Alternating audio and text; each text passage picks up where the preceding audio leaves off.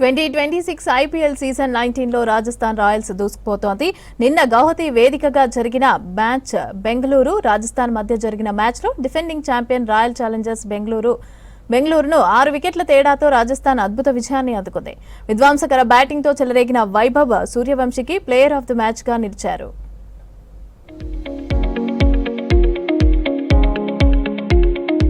Royal Challengers బెంగళూరుపై Rajasthan Royals ఘనంగా విజయం సాధించింది. ఏకపక్షంగా సాగిన మ్యాచ్లో రాజస్థాన్ 6 వికెట్ల తేడాతో డిఫెండింగ్ ఛాంపియన్ను ఓడించింది. టాస్ ఓడి ముందుగా బ్యాటింగ్ చేసిన బెంగళూరు 20 ఓవర్లలో 8 వికెట్ల నష్టానికి 201 పరుగులు చేసింది.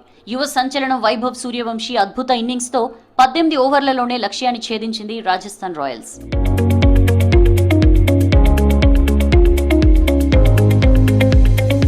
తొలుత బ్యాటింగ్ చేసిన బెంగళూరు ఇన్నింగ్స్ ఆరంభంలోనే తడబడింది. Opener Phil Salt golden duck out కావడంతో జట్టు ఆదిలోనే కష్టాల్లో పడింది. కెప్టెన్ రజత్ పాటిదార్ 40 బంతుల్లో 63 రన్స్ చేయగా విరాట్ కోహ్లీ 16 బంతుల్లో 32 పరుగులు సాధించాడు.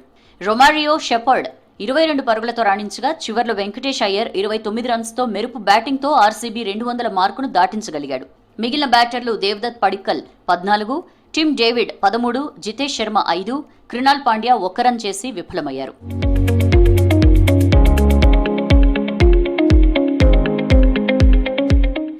రెండు పరుగుల భారీ లక్ష్యంతో బరిలోకి దిగిన రాజస్థాన్ కు ఆరంభంలోనే షాక్ తగిలింది. స్టార్ ఓపెనర్ యశస్వి జైస్వాల్ 13 పరుగులకే పెవిలియన్ చేరాడు. ఆ తర్వాత వైభవ్ సూర్యవంశీ ఆర్సీబీ బౌలర్స్ పై విరుచుకుపడ్డాడు.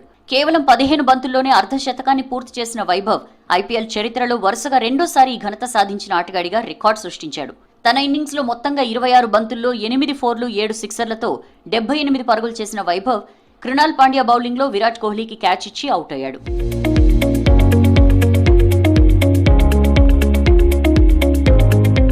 వైభవ్ సూర్యవంశీ అవుట్ అయిన వెంటనే Shimron Hetmyer captain Riyan Parag pavilion చేరడంతో రాజస్థాన్ 134 పరుగులకే 4 వికెట్లు కోల్పోయి ఇబ్బందుల్లో పడింది. ఈ దశలో ధ్రువ్ జురెల్ అద్భుతమైన హాఫ్ సెంచరీతో జట్టును గెలుపు తీరాలకు చేర్చాడు. రవీంద్ర జడేజా 24 రన్స్ చేసి నాట్అవుట్ గా నిలిచాడు. జురెల్ కు చక్కని సహకారం అందించడంతో రాజస్థాన్ ఈ సీజన్లో తన విజయ పరంపరను కొనసాగించింది. ఈ విజయంతో రాజస్థాన్ రాయల్స్ పాయింట్ల పట్టికలో అగ్రస్థానాన్ని మరింత సుస్థిరం చేసుకుంది.